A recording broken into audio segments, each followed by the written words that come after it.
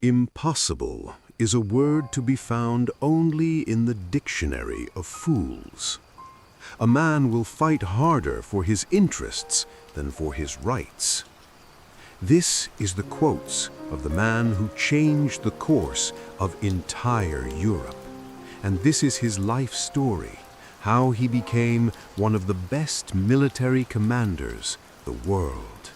This is story of Napoleon Bonaparte. Chapter 1. The Island Boy.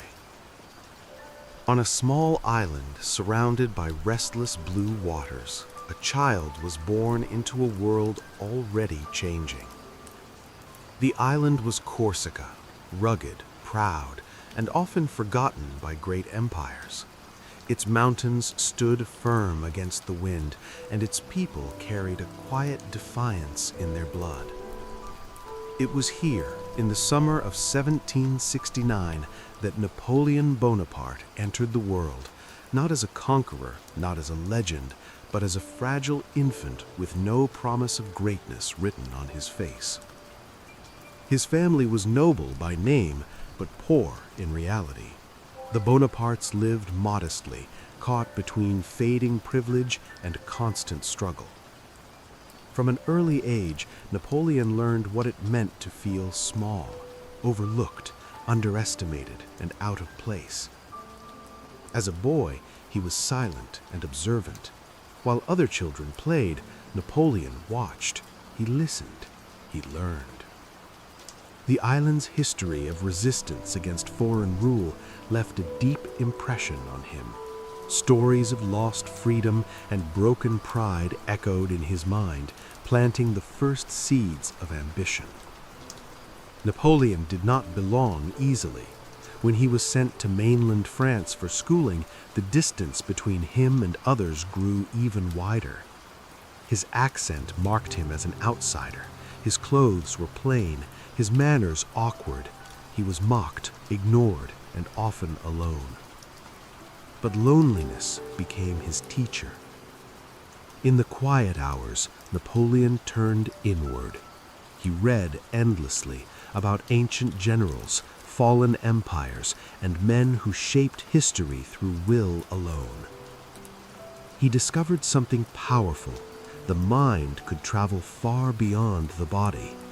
Where others saw limits, he imagined command. At night, while the world slept, the island boy dreamed of order in chaos, of rising above circumstance, of carving meaning into a life that began in obscurity. He learned discipline early, not the kind forced by others, but the kind chosen in silence. Every insult hardened him, every rejection sharpened his resolve. Slowly, almost invisibly, the foundation of something dangerous was forming. Napoleon was not the strongest, he was not the tallest, he was not the most loved, but he was focused. And focus, when paired with ambition, can move mountains. As years passed, the boy from the island grew into a young man shaped by isolation and hunger. Hunger not for comfort, but for significance. The world had made him feel small, and one day he promised himself the world would remember his name.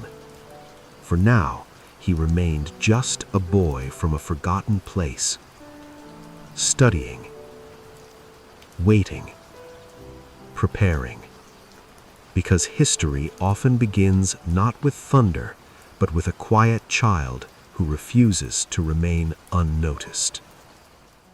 Chapter 2. A Mind at War. The boy from the island did not grow louder with age. He grew quieter. Far from home, surrounded by unfamiliar faces and colder skies, Napoleon learned a new kind of survival, not of the body, but of the mind. The classrooms were strict, the routines unforgiving. Days were measured in discipline, nights in silence. He was different. And difference, especially when young, often invites cruelty. His accent betrayed him. His origins followed him like a shadow. Laughter trailed behind his footsteps, and isolation became a familiar companion. Yet where others broke under such weight, Napoleon retreated inward to a place where no voice could reach him. There, a private world began to form. Books became his refuge. He read not for pleasure, but for purpose. Stories of ancient commanders, distant wars, and fallen empires filled his thoughts. He studied how men gained power and how they lost it. Slowly, history stopped feeling like the past. It felt like a map.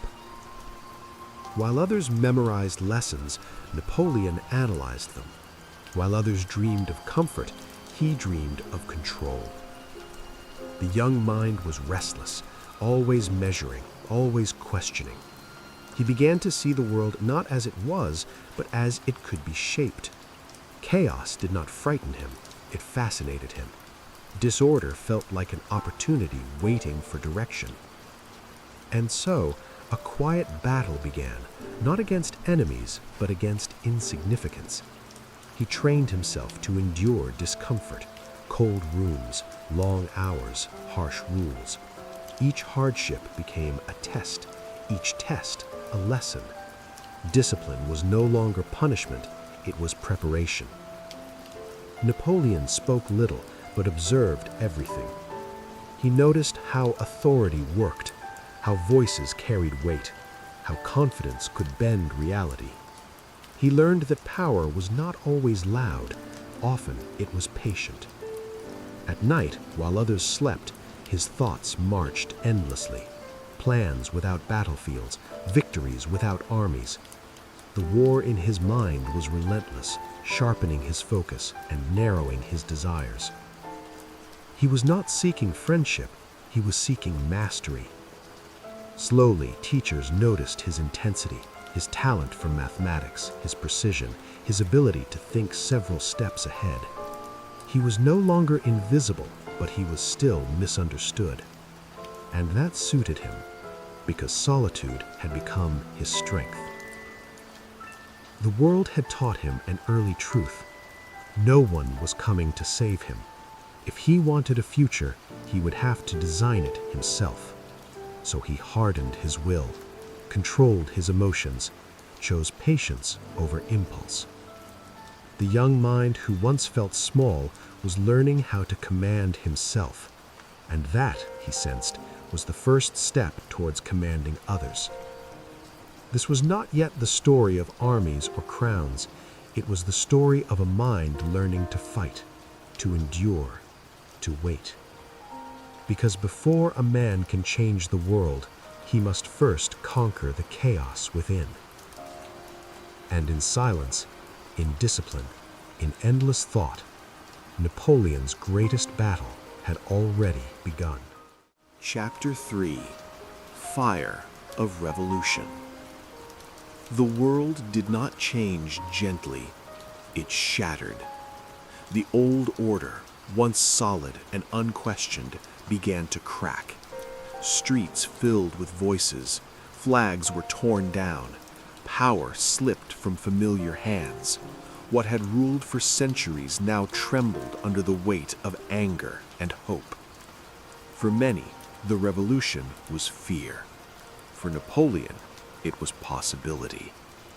The disciplined mind he had forged in silence now faced a living battlefield, one without clear rules. Authority was no longer inherited, it was contested. The air itself seemed charged with uncertainty, and in that chaos, opportunity burned brightly. Napoleon watched carefully. He saw crowds rise and fall like waves. He noticed how emotion moved faster than reason, and how fear could turn men into followers.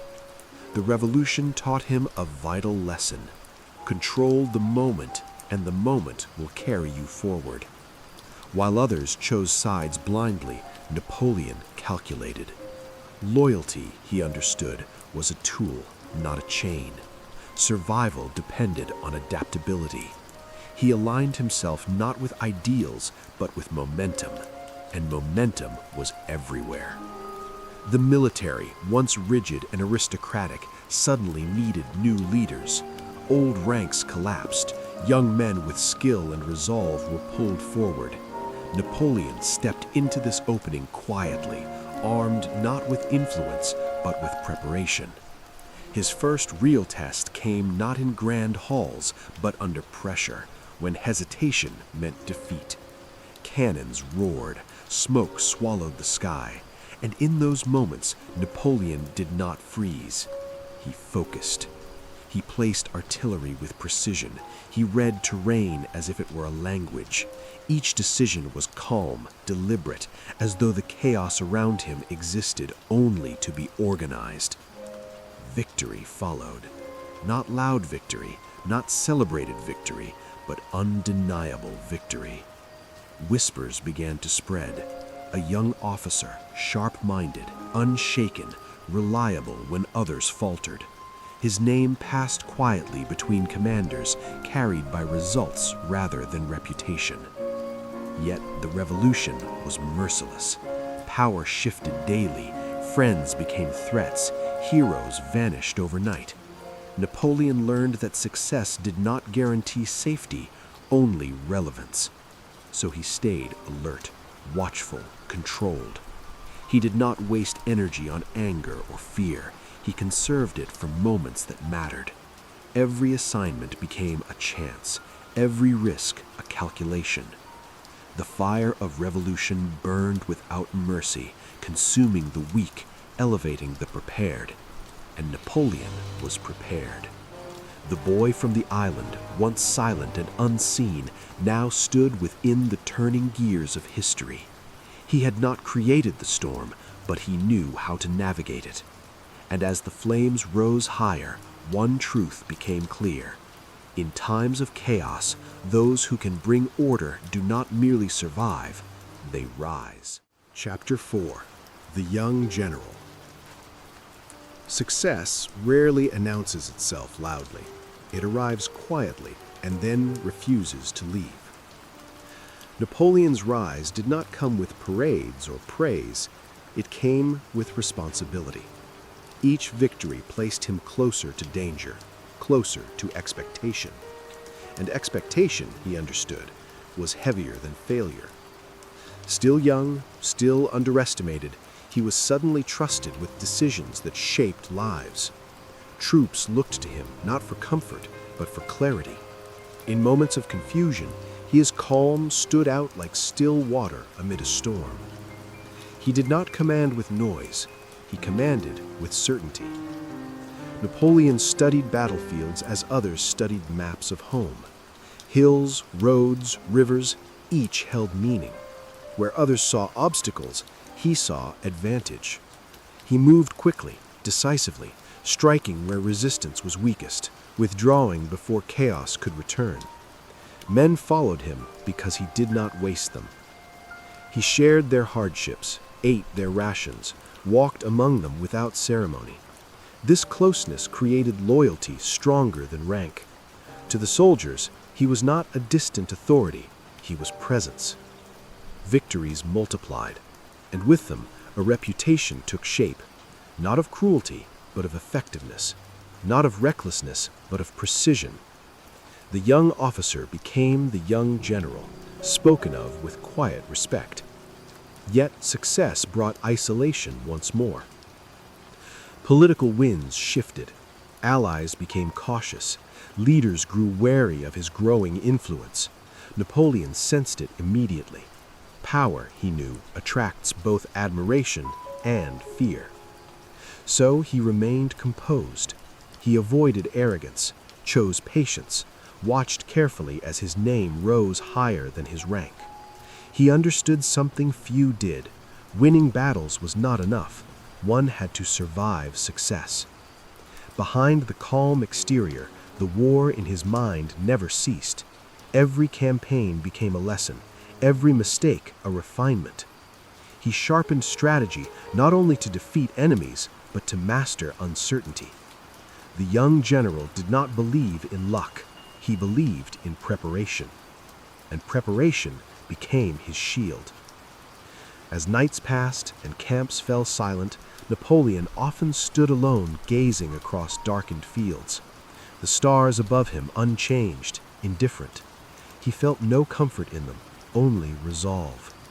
This was no longer a boy dreaming in isolation. This was a man moving through history, step by careful step.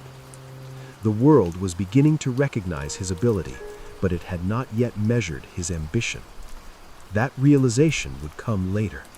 For now, the young general marched forward, focused, controlled, and quietly unstoppable. Chapter 5: Italy in Flames. The campaign began not with certainty, but with doubt. Napoleon was given an army that few believed in, poorly supplied, poorly paid, forgotten by those in power. To many, it was a punishment disguised as opportunity. To Napoleon, it was a blank canvas. He arrived quietly, without spectacle. He studied his soldiers the way he studied terrain, carefully, without judgment. He spoke to them not as broken men, but as men capable of greatness. And in doing so, he changed how they saw themselves. Movement became his weapon. Rather than waiting, he advanced. Rather than hesitating, he divided his enemies, striking swiftly and unexpectedly. Speed replaced tradition. Precision replaced brute force. The old rules of war struggled to keep up. Italy burned, not in chaos, but in motion. Victories came in rapid succession. Each battle flowed into the next, leaving little time for resistance to organize. The army moved like a living thing, guided by instinct and direction. Morale rose, confidence followed. Napoleon wrote letters late into the night. Orders, plans, promises. His mind never rested. While others slept, he prepared tomorrow's victory. The land itself seemed to open before him. Mountain passes fell, rivers were crossed, cities surrendered. His name spread faster than his army, carried by shock and disbelief. Yet Napoleon did not celebrate. He observed. He learned how victory could reshape politics as much as territory, how negotiation could achieve what cannons could not. He began to see himself not just as a general, but as a force shaping events beyond the battlefield. Power, once tasted, reveals new horizons. Italy was no longer merely a campaign, it was proof. Proof that strategy could overpower numbers. Proof that speed could dismantle tradition. Proof that a single mind, disciplined and relentless, could bend history. But with flames comes smoke, and smoke invites attention. Leaders far away grew uneasy. A young general was winning too quickly, too brilliantly. Admiration mixed with concern. Questions followed praise. Napoleon felt it, and he welcomed it, because obscurity had never been his destination. As the Italian campaign drew on, one truth became undeniable. This was no longer the rise of a soldier. It was the emergence of a legend. The boy from the island had set Europe alight, not with rage, but with intelligence, speed, and unshakable will. And the flames were far from finished. Chapter 6: Love and Power. Victory has a way of changing the heart, not by softening it, but by revealing its deeper desires. Amid the marches, the maps, and the endless calculations, Napoleon encountered something unfamiliar. Not an enemy, not a campaign, but a presence that disrupted his carefully ordered mind. Her name was Josephine. She was unlike him in every way. Where he was rigid, she was fluid. Where he was disciplined, she was instinctive. She moved through society with ease, understood people rather than systems, and carried a warmth Napoleon had never learned to express. For the first time, strategy did not guide him. Emotion did. Their connection was immediate, intense, and unbalanced. Napoleon loved deeply, fiercely with the same intensity he brought to war. His letters poured with longing, vulnerability, and devotion. Words he would never speak aloud found life on paper. Yet love, like power, is rarely equal. Josephine lived in the present. Napoleon lived in the future. While he dreamed of unity, she drifted between worlds of influence and attention. Absence stretched between them, filled with doubt and imagination. And still, Napoleon returned to her in his thoughts. Even as armies moved and borders shifted, his mind often wandered back to her voice, her laughter, her silence. Love became both comfort and distraction, a reminder that control could slip even from the most disciplined mind. But Napoleon was learning. He began to understand that relationships, like nations, involved leverage, timing, and perception. Affection could strengthen loyalty or expose weakness. Love, he realized, was another form of power, one that demanded careful handling. As his influence expanded, so did the complexity of his life. He was no longer just a general. He was a figure of attention, surrounded by ambition, expectation, and intrigue. Every gesture was watched, every choice interpreted. And Josephine stood at the center of it all, both companion and complication. Napoleon wanted stability. She represented connection. He wanted legacy. She embodied the present moment. Their bond survived distance, rumor, and uncertainty, not because it was perfect, but because it mirrored the tension within Napoleon himself, between emotion and ambition, between desire and destiny. Slowly, subtly, love changed him, not by weakening his resolve, but by teaching him the cost of attachment. He began to see that power demanded sacrifice, sometimes of comfort, sometimes of closeness, sometimes of the very things that made victory feel meaningful. As his authority grew, so did the space between the man he was becoming and the boy who once dreamed alone. The world no longer felt distant, it pressed close, demanding decisions that reached far beyond the battlefield. And love, once refuge, now shared space with responsibility. Napoleon did not abandon affection, but he learned to place it beside ambition, not above it. The heart, like an empire, required boundaries. As nights passed and letters were folded away, one truth settled quietly within him.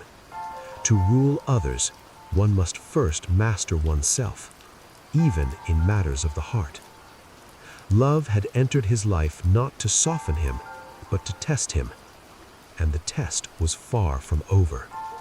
Because soon, power would demand more than devotion, more than victory, more than love itself. Chapter 7. The Egyptian Dream. Some ambitions are not born from necessity, but from imagination. With Europe watching and rivals growing restless, Napoleon turned his gaze toward the horizon. Beyond familiar battlefields lay a land older than memory, a place of sand, silence, and ancient secrets. Egypt was not just a destination, it was an idea. A dream of glory, far from expectation. The journey itself felt like a passage into legend. Ships cut through dark waters, stars hung low over endless nights. Soldiers whispered of destiny, unaware of what awaited them beneath the desert sun. When they arrived, the land revealed itself slowly. Vast skies, relentless heat, timeless monuments rising from the sand like echoes of forgotten empires. The past here felt alive, watching. Napoleon was captivated. He walked among ruins with reverence, sensing a connection to those who had ruled long before him, pharaohs, conquerors, architects of eternity. Egypt did not feel conquered, it felt eternal. Battles came swiftly, victories followed, armies scattered beneath disciplined fire, and for a moment it seemed the dream was becoming real. The desert bowed to strategy, history repeated itself. But dreams are fragile things. The land resisted in quieter ways. Heat exhausted men, disease spread silently, supply lines stretched thin. The sea, once a path of arrival, became a wall of separation. Isolation crept in. Napoleon felt it in the stillness of the desert nights. Surrounded by silence, he sensed the distance between ambition and reality. Glory felt vast, yet distant. Control, once firm, began to loosen at the edges. Still, he pressed on. He encouraged scholars to study the land, to record its wonders. Knowledge, he believed, was another form of conquest, one that endured beyond war. In this, Egypt gave him something no battlefield could, a sense of legacy beyond victory. Yet time was moving elsewhere. Back home, the world continued without him. Power shifted, alliances changed. The dream that had drawn him so far now threatened to trap him in its sands. Napoleon understood the danger. The Egyptian dream had shown him both the height of ambition and its cost. He had touched eternity, but lost certainty. The balance he had once mastered now wavered. And so, quietly, he prepared to leave. Not in defeat, but in recognition. Some dreams are meant to inspire, not to last. As ships turned toward home and the desert faded behind him, Napoleon carried Egypt with him, not as a triumph, but as a lesson. A reminder that even the greatest minds must respect distance, time, and the limits of control. The dream burned brightly, and like all dreams, it dissolved with the morning light. Chapter 8. Seizing the Crown. Power rarely waits for permission. It reveals itself to those who recognize the moment. When Napoleon returned, the world he had left behind felt unsteady. Leadership wavered. Confidence had thinned. The promise of revolution now felt tired, burdened by its own chaos. People longed not for ideals, but for order. Napoleon felt the shift immediately. The streets whispered his name, not loudly, not boldly, but with expectation. To many, he represented stability. To others, inevitability. He listened without speaking, watching the balance tilt in his favor. This was not a battlefield, it was a moment. He moved carefully, patiently. Power, he knew, was not seized in haste, it was claimed through timing. Allies were chosen quietly, assurances were given softly. Resistance dissolved before it could harden. When the moment arrived, it felt almost gentle. No great clash, no thunderous upheaval. Just a calm redirection of authority, guided by confidence and precision. The old leadership faded, not with screams, but with relief. Napoleon stepped forward, not as a conqueror, but as a solution. He promised order where there was confusion, stability where there was fear. His voice carried certainty, and certainty is what people craved. Soon, authority rested in his hands.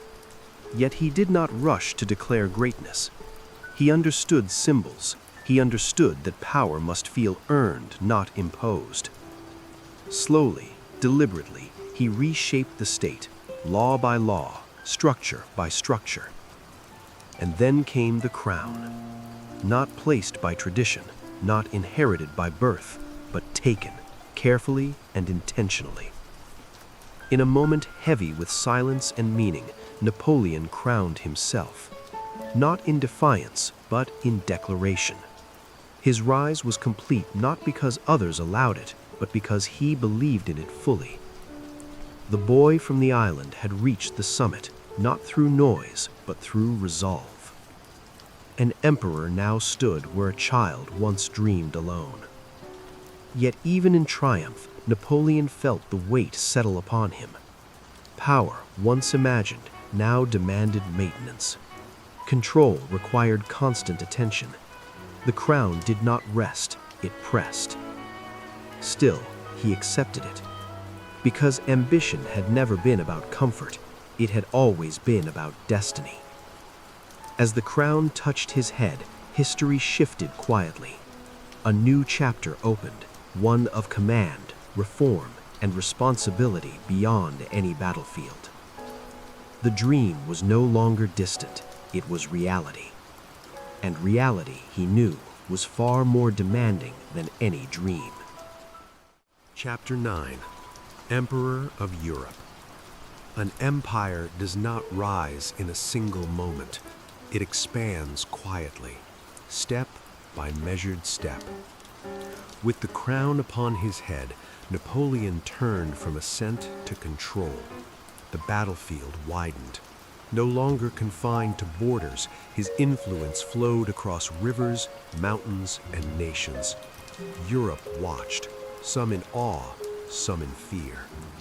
He ruled not only with armies, but with order. Laws were written, systems rebuilt. Chaos, once the language of revolution, was replaced by structure. Courts, codes, and institutions formed the backbone of his reign. Napoleon believed that true power endured only when it outlived the man who wielded it. And for a time, it worked. Victories continued, armies marched with precision, maps were redrawn. One by one, rivals bent or broke beneath the weight of relentless strategy. His presence alone reshaped negotiations. His name carried authority beyond borders. Yet, empire brings distance. The further power reaches, the harder it becomes to feel. Decisions were now made far from the people they affected. Triumphs felt abstract, losses inevitable. Napoleon began to rule through reports and silence, trusting systems more than voices. Still, his mind remained restless. He moved across Europe like a conductor guiding an orchestra, directing movements, adjusting tempo, demanding harmony. Where resistance rose, he responded swiftly. Where loyalty wavered, he reinforced it. The emperor did not seek chaos, he sought alignment. But Europe was not uniform. Cultures differed, pride lingered. Beneath the surface of control, tension grew. Nations obeyed, but they did not forget. Napoleon sensed it. Power had reached its peak, and peaks, he knew, were unstable places. Maintaining dominance required constant motion. Stillness invited challenge. And so, the empire continued to expand, not always from desire, but from necessity. Victory became expectation. And expectation is a heavy burden. The emperor, once driven by ambition, now carried responsibility for millions. His days filled with decisions that echoed far beyond his sight. Nights grew quieter, heavier. The crown pressed more firmly than ever. Yet Napoleon remained resolute. He believed order was worth the cost, that stability justified sacrifice, that history favored those willing to shape it relentlessly. For a time, Europe bent to his will. But beneath the calm surface of empire, unseen currents were shifting, slow, patient, unstoppable. The balance he had mastered began to strain under its own weight. The emperor stood at the height of power, unaware that height and fall are often separated by only one step. Chapter 10. The Continental Gamble. Not all battles are fought with armies. Some are fought with patience and restraint. At the height of his power, Napoleon faced an enemy he could not easily reach. Across the sea, beyond marching roads and cannon fire, stood a rival untouched by his victories. Direct confrontation was impossible. So he chose another path, an economic war. He imagined a Europe united not by flags, but by necessity. A continent bound together, turning away from its rival in quiet defiance. Trade would slow, wealth would dry, pressure would build without a single shot fired. On paper, the plan was flawless. Orders were issued, ports were closed, rules were enforced. The empire moved as one, or so it seemed. From a distance, control looked complete, but reality, as always, was more complex. Commerce does not bend easily. Smugglers moved through shadows. Allies hesitated. Nations complied publicly while resisting privately. The longer the gamble continued, the more strain it placed on those it was meant to protect. Napoleon felt the tension growing. To maintain the system, he had to push further, extend control, demand obedience, intervene where resistance surfaced. What began as strategy slowly became obligation. Each enforcement created new friction. The empire tightened, and in doing so, grew fragile. Discontent spread quietly. Markets faltered. Citizens felt the absence of goods more sharply than the presence of power. Loyalty weakened under daily hardship. Napoleon watched reports stack higher, each revealing small fractures. None seemed fatal, but together they formed a pattern, one of fatigue. Still, he pressed on. Retreat would signal weakness, and weakness, he believed, invited collapse. So the gamble continued, carried forward by resolve and necessity rather than confidence. Yet deep within, doubt stirred. The balance he had once mastered through movement and speed now required stillness and patience, virtues far harder to command.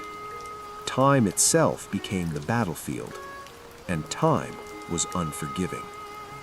The Continental Gamble did not fail in a single moment. It eroded slowly, quietly, undermining the harmony Napoleon sought to enforce. Control began to feel heavy, reactive. The emperor had wagered stability against pressure, and the cost was beginning to show. As the nights grew longer and decisions more frequent, Napoleon sensed that the empire was no longer expanding, it was holding. And holding, he knew, was the most exhausting form of power. Because the greatest risks are not always taken in battle, but in believing control can remain absolute. Chapter 11. March into Russia. Some decisions are made not from desire, but from necessity that feels unavoidable. The balance of Europe was no longer steady.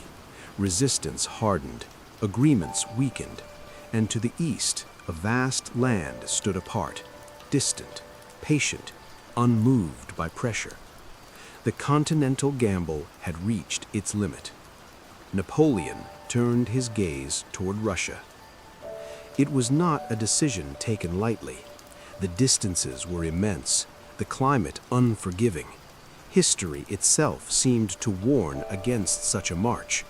Yet hesitation carried its own danger. Authority, once questioned, demanded reaffirmation, and so the army moved. At first, the march felt confident. Columns stretched across open land like flowing rivers of men and steel. Drums marked steady rhythm. Banners rose beneath wide skies. The scale alone felt reassuring, as if size could guarantee success. But the land did not resist openly. The enemy withdrew, leaving silence behind. Towns emptied, fields lay barren. Each step forward brought less certainty, not more. The familiar rhythm of victory was absent. Napoleon advanced anyway. Distance began to reshape time. Supply lines thinned. Heat weighed heavily on men unprepared for its cruelty. Fatigue replaced excitement. Still, the march continued, driven by momentum rather than clarity. When battle finally came, it was fierce and incomplete. Victory felt hollow, offering no resolution. The land refused to yield the peace Napoleon sought. And then, winter arrived. Not suddenly, but relentlessly. Cold settled into bones. Snow erased roads. Hunger followed exhaustion. The army, once disciplined and unified, began to fragment under nature's quiet assault. Napoleon watched order unravel. Decisions grew heavier. Retreat became inevitable. What began as ambition now demanded survival. The march reversed, not in triumph, but in endurance. Men disappeared into the white silence. Footsteps vanished behind them. The land reclaimed what had crossed it. Through it all, Napoleon remained composed, outwardly. Inwardly, the weight was immense. He had measured enemies before. He had not measured winter. Russia was not a battlefield. It was an environment that refused control. As the remnants of the army struggled homeward, one truth became clear. The empire had reached its limit not through defeat, but through distance and denial. The march into Russia did not end in collapse, but in awakening. Power, no matter how vast, could not command nature. And in the quiet aftermath of snow and loss, the emperor's certainty began to thaw, revealing the fragile cost of overreach. Chapter 12: The Long Fall. Even the strongest towers cast shadows before they crumble. Even the brightest flames burn low when wind and time conspire. After the harsh lessons of Russia, Napoleon returned to Europe with a weakened army and a world more uncertain than ever. Allies wavered, enemies regained courage. What had seemed unstoppable now felt fragile, brittle, almost human. The long fall was not a single defeat. It was a series of moments, misjudged battles, failed alliances, whispers in corridors, betrayals hiding behind smiles. Each loss, no matter how small, pulled the empire closer to the edge. Napoleon moved with determination, as always. His mind still calculated, still schemed. Yet the certainty of his earlier years had faded. Victory required not just skill, but fortune, and fortune had begun to abandon him. One by one, the victories that had built his legend slipped away. Cities that once welcomed him now resisted. Armies that once obeyed without question began to falter. The emperor felt the weight of every decision, every life he commanded pressing heavier than the crown itself. Isolation deepened. Friends turned cautious. Advisors questioned. Even the loyalty of those closest could not mask the truth. The world had changed, and Napoleon's place within it was no longer secure. And yet he did not surrender. He would not surrender. Resilience had been his constant companion since the island of his birth. Even in the darkest hours, he searched for opportunity in chaos, strategies in desperation, hope in the smallest victories. But the empire could no longer be restored by force alone. Pride and ambition had carried him far, but humility, patience, and restraint were needed now, qualities harder to command than armies or territories. The long fall was a teacher, harsh, unyielding, and inevitable. It reminded him that even brilliance has limits, and that time erodes the mightiest of men. In quiet moments, Napoleon reflected on the boy he had once been, the silent, observant child from Corsica, dreaming of greatness. That boy still lived within him, but now he understood a painful truth. Greatness is never permanent. And so the emperor braced himself for the final chapters of his story, not with the confidence of youth, but with the awareness of mortality, the weight of choices, and the inevitability of change. The long fall was not just the decline of an empire. It was the confrontation with history itself and with the man behind the legend. Chapter 13. Exile on the Island. The world had once bowed to him. Now, silence was his only companion.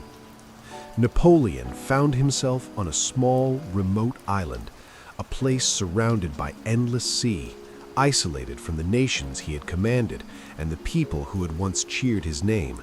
The crown was gone, the empire scattered, and in its absence he was left with only himself. At first, exile felt like punishment. The wind tore through the cliffs, the waves crashed relentlessly, and the horizon offered no promise of escape. Soldiers and allies were far away, and the world seemed to have moved on without him.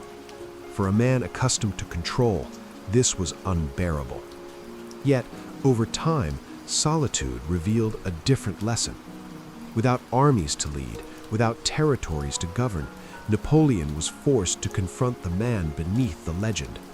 Reflection replaced command. Silence replaced orders. The distractions of power, of glory, of conquest, all faded into memory. He walked along the cliffs, studied the waves, observed the sky. Books, maps, and letters became companions. The mind that had once plotted battles and strategy now wandered through philosophy, history, and memory. Even in confinement, he sought mastery of thought, of reflection, of himself.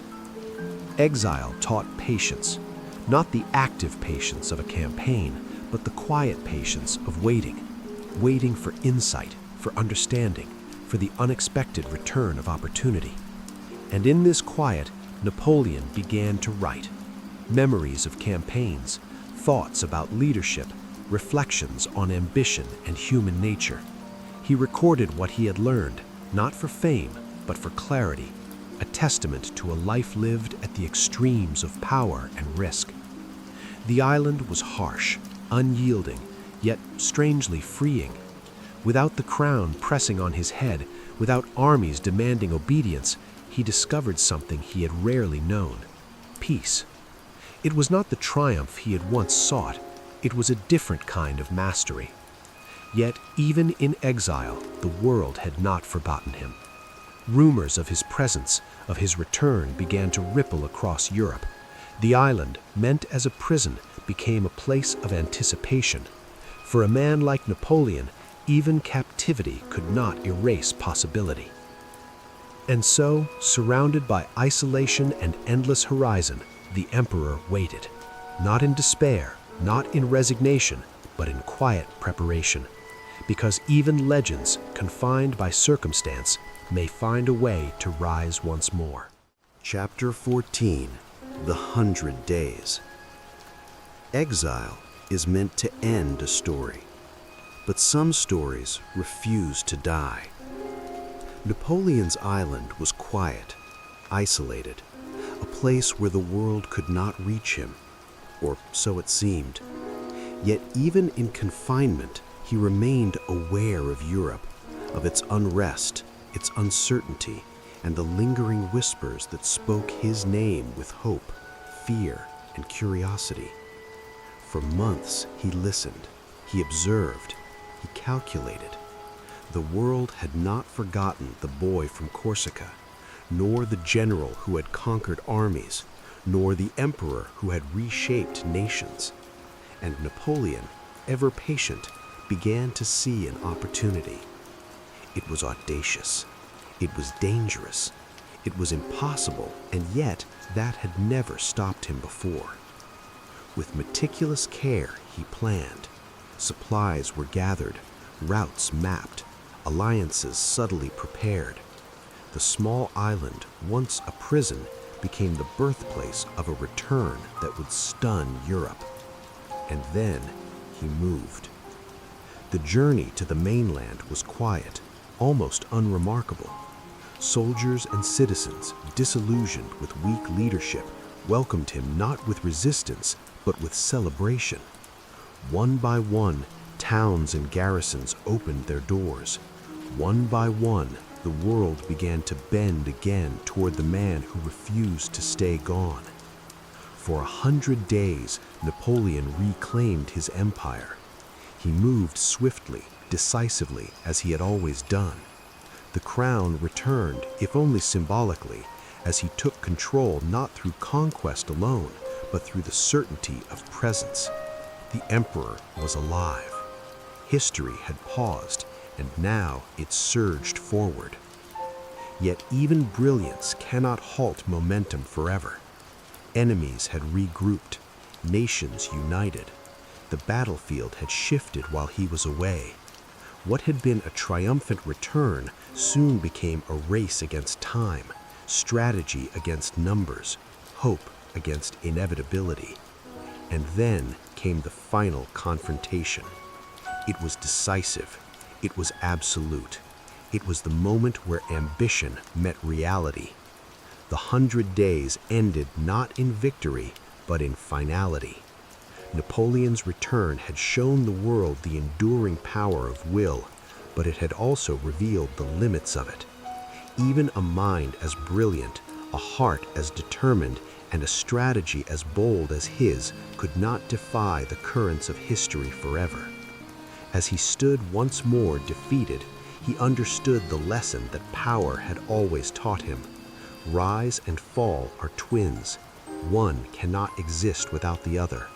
Triumph is fleeting. Legacy endures only in memory. Yet in those 100 days, the world glimpsed a force unlike any other, a reminder that even in exile, even in shadow, greatness can return if only for a moment. Napoleon's story, though nearing its end, had reached a crescendo. The final act was approaching, but the echo of his ambition would never fade. Chapter 15. The Man Becomes a Legend. History does not remember only victories or defeats. It remembers those who dared, those who shaped the world with both brilliance and imperfection. Napoleon Bonaparte, the boy from a small wind-swept island, the young general, the emperor, the exile, the man who returned against all odds. His life had been a relentless journey through ambition, glory, love, and loss. And now, in the quiet of his final exile, he faced the truth that even legends must one day yield to time. He was sent to St. Helena, a distant island in the South Atlantic, far removed from the lands he had conquered and the people he had ruled. Here, the sea stretched endlessly, the wind tore across barren cliffs, and the horizon seemed unreachable. No armies, no crowns, no ceremonies, only the solitude of reflection and the slow passage of days. Napoleon did not waste his time in despair. He observed, he thought, he wrote. Memories of battles, campaigns, victories, and failures filled his notebooks. He recorded strategies that had changed the course of nations. He reflected on the nature of power, the fragility of ambition, and the weight of responsibility. Even in exile, the mind that had once commanded Europe continued to shape ideas, leaving traces for history to follow long after his passing. The island was harsh, the weather unkind, and the company sparse. Yet these constraints only sharpened his understanding of life, of legacy, of human nature. He contemplated not just what he had done, but what he had become.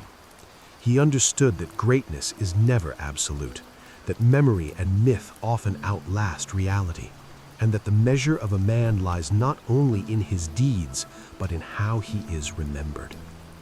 Napoleon thought often of the boy he had once been, small, overlooked, and hungry for meaning.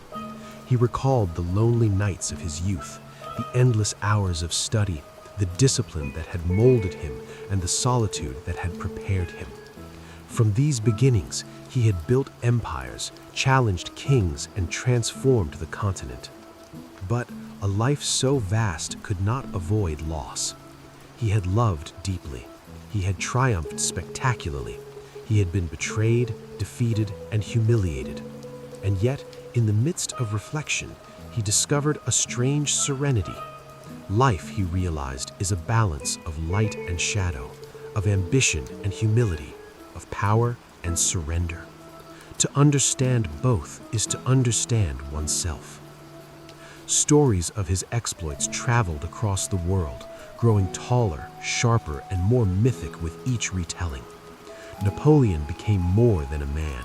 He became a symbol of genius, of determination, of the human capacity to rise against the odds. Legends are not measured by length of life or uninterrupted triumph. They are measured by the impact they leave, the minds they shape, and the imagination they inspire. As he walked along the cliffs, feeling the wind and the waves, he understood that the crown, the armies, and the glory were temporary. What endures is the story, the memory, and the inspiration drawn from a life lived boldly. The boy from Corsica had become a man whose name would echo across centuries, whose strategies would be studied, whose ambition would be both admired and feared. In his final days, Napoleon embraced his fate with calm. He did not fear death, for he had already confronted it many times on battlefields far from home. He did not grieve the loss of power, for he had tasted it fully and wielded it with unmatched skill. He did not resent exile, for it had taught him reflection, patience, and wisdom. And so he passed from the world quietly, far from the streets of Paris, the deserts of Egypt, and the snow of Russia. Yet even in silence, he remained larger than life. History would remember him not just as an emperor, a general, or a man of ambition, but as a symbol of what it means to dream, to strive, to endure, and to rise. Napoleon's story teaches that greatness is never simple, that power is never permanent, and that even the most isolated exile cannot erase the mark of a determined mind. From the smallest beginnings to the vastest empires, from triumph to defeat, from love to loss, his journey endures in memory, in myth, and in the lessons it leaves behind. The boy, the general, the emperor, the exile, all became one, and the man became a legend.